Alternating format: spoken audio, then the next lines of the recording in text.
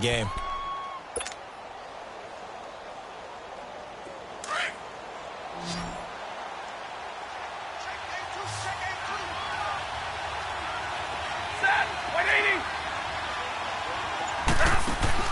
On 1st and 10, Stafford. And the pressure gets to him and brings him down. Stafford is sacked.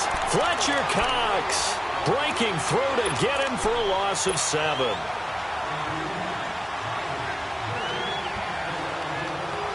Don't need it all back at once, but you figure they're going to need something here. 17 yards to go on 2nd down.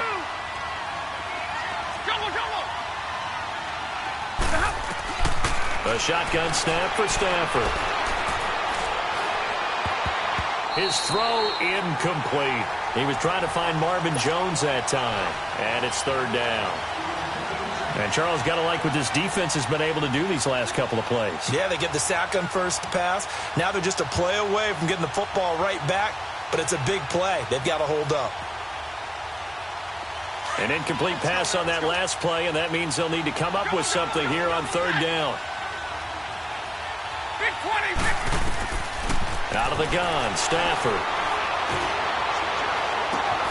And that is going to be pulled in one-handed. Wow. That goes for a gain of 31. Well, it's one thing to grab it with one hand, but when you make a catch of that distance, quite another. Yes, sir. I mean, that one right there, we keep talking about the high-flying antics that we're seeing from receivers nowadays. Doesn't matter what spot they start in. But when it actually does happen in the heat of battle, brings me right out of my seat. No gain on the play. It'll be 2nd down. Sometimes with the running game, you've just got to stick with it. Look, it's the 3rd quarter. No time to panic.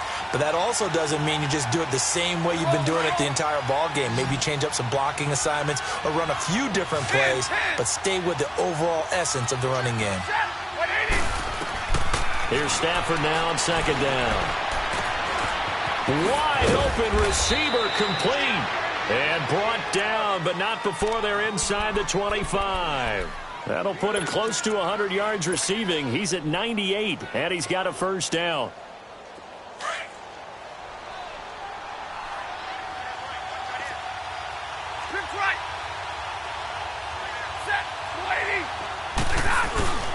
They'll hand it off now. Johnson. And he'll keep it moving down to the 15-yard line. 8 yards on the pickup, and now they'll have some options on 2nd and short. And when you get good yardage like that on 1st down, it really does a whole lot of good for your entire offense. But I love the way he's finishing those runs. At the end of things, he's making sure he gets just a little bit extra. Again, it's Johnson. And all the way down inside the 5 to the 4. It's a good gain of 11, sets him up 1st and goal. At this stage of the game, the run-pass numbers are a little bit out of whack because most of their yardage has come through the air. But in a sense, that just sets things up for big runs like that because the defense might be a little bit off balance. They pick up another 1st down with that run. And welcome back. We are in the city of brotherly love, Philadelphia. It's the Lions trailing, but with possession of the football as we get set to bring you the 4th quarter.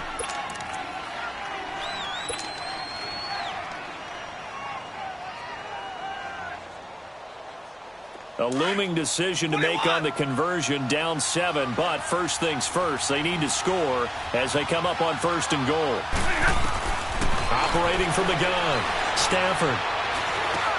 Looking for Jones, and it's intercepted. Oh, no, he lost the football.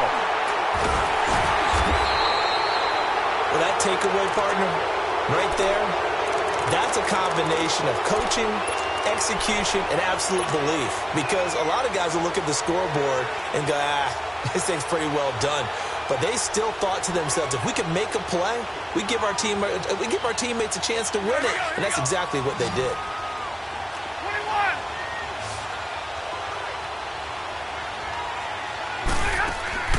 After the interception, here's Stafford. He's going to flip one out here to his running back. It'll be a gain of 9, and it'll be 2nd and about a yard. He's already proven to be a factor in the running game on this drive. Now he gets involved in the passing game. I think what we're seeing here is the modern version of workhorse in the NFL, being able to run it and catch it with equal proficiency.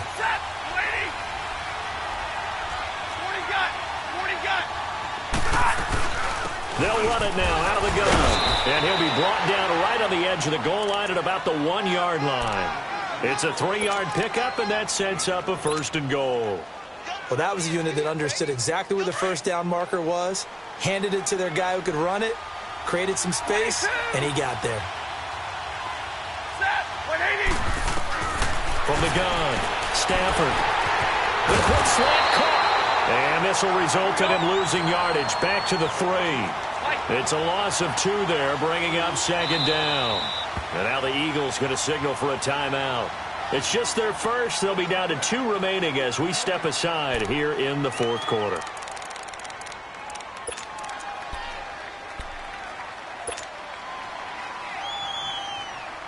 They'll go again from the 3 here on 2nd and goal.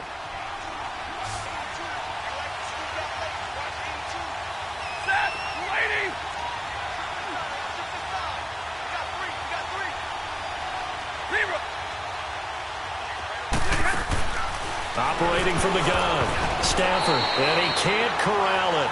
Maybe a big missed opportunity there defensively in the end zone, and now 3rd down.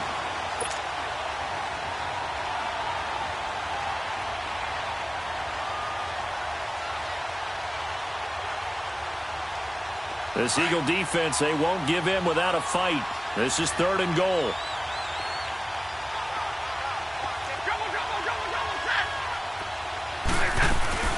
They'll try to run it in. Johnson. No gain on the play that time, so a big stop, and it's going to leave them with a 4th and goal. Brandon, it's easy to make decisions from right up here where we are, right in the cheap seats, but let's be frank about this one. This isn't even a decision. It's nowhere to escape, and he goes down. Haloti Ngata breaking through to get him for a loss of 7. A breakdown by the O-line at the worst possible time. 4th and goal, and it leads to a sack. I can just see it now. On the sidelines, they're telling the quarterback, you've got to get rid of it somehow, some way. At least get it in the end zone and give us a chance. If we throw an interception, so what? A sack? We didn't even have a chance. And they're able to bring him down at the 20. 10 yards on the pickup there, and it'll be 2nd down. Another nice pickup through the air, and I think a lot of people might expect them to run the ball in this situation, Brandon, but with this lead, they're electing to throw the football. Swings, slants, quick outs, things that they consider safe. Here we go. Sweetie! Hey, they're scared! A carry here for the big tight end. And they'll bring him down here up at about the 22-yard line. 2 yards on the pickup there, but it's enough to give him a new set of downs.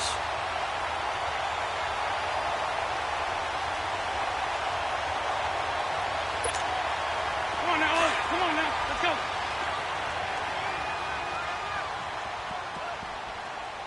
Three down. Go. Now it's Ajayi, and he stopped immediately there. And now, defensively, they're going to burn their first timeout. Remember, they get an extra time built in coming up here shortly at the 2-minute warning.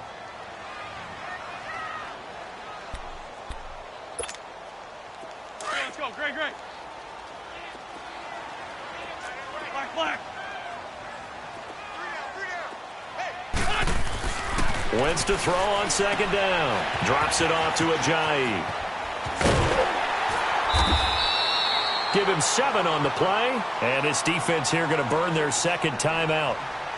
But you can also factor in another timeout that they'll get when the clock stops at the 2-minute warning. As big of a play as we've had in this one so far. This is 3rd and 3. Run. Now Wentz. And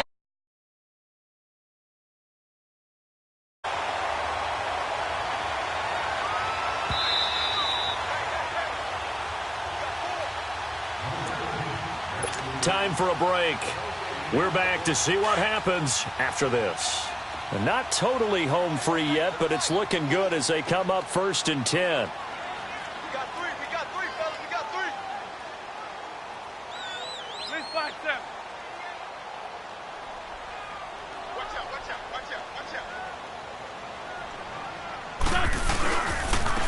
This This is Ajayi. And he went nowhere. Well, he went backwards, back to the 33. And now we'll see a timeout used on defense as they stop it right out of the break with 1:57 to go in the ballgame. 2nd and 12, and you'd have to assume another all-out effort to stop the run is coming. Here we go. Waiting. 6-5-7.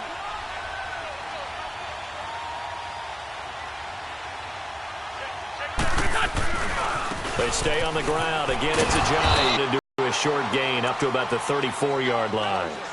The linebacker, Kelvin Shepard, brings him down. Seems pretty obvious defensively a key was stopping the run game. How have they done it so successfully? To me, it seems that these guys really did a nice job of paying attention during the scouting report meeting. And you know, Brandon, when they do those, they talk about the top plays that these guys like to run. The best runs for the top running back, those are the ones you focus on and want to take away. And they've done that pretty successfully in this game. So here we go, Charles, 3rd down. Any chance you're throwing? I don't think so. I think you got to keep the clock rolling here.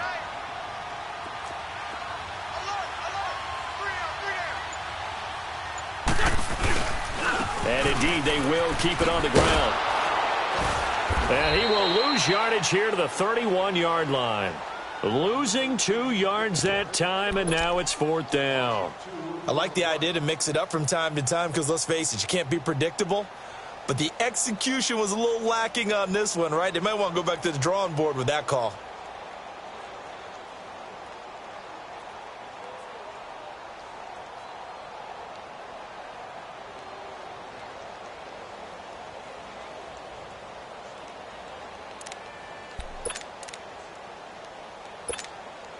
The Eagles send out their punter now as he'll punt it away for the 2nd time.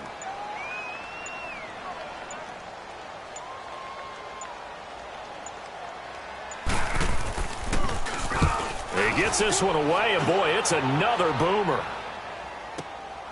This is taken at the 15.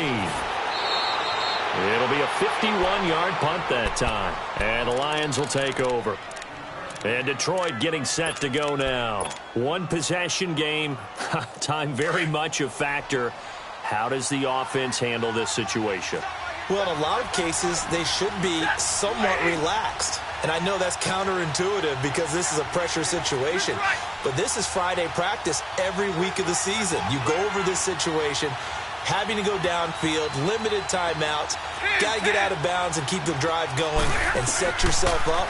Defensively, you can't just lay back and let them do whatever they want. So it is a cat and mouse deal here. How much pressure will the defense bring, and how much pressure can the offense handle? We're going to find out. This is where you learn a lot about rookie quarterbacks. How can they run that 2-minute drill? We're about to find out. Yeah, and for them, Eagle pressure, too much this time. Down he goes. I think normally we would talk about this more with basketball players and football players, but let's adopt it in this case. He's a stat sheet stuffer. Had the interception earlier, now a sack. But he just needs a touchdown for the trifecta. That's about all he needs, and he's going to go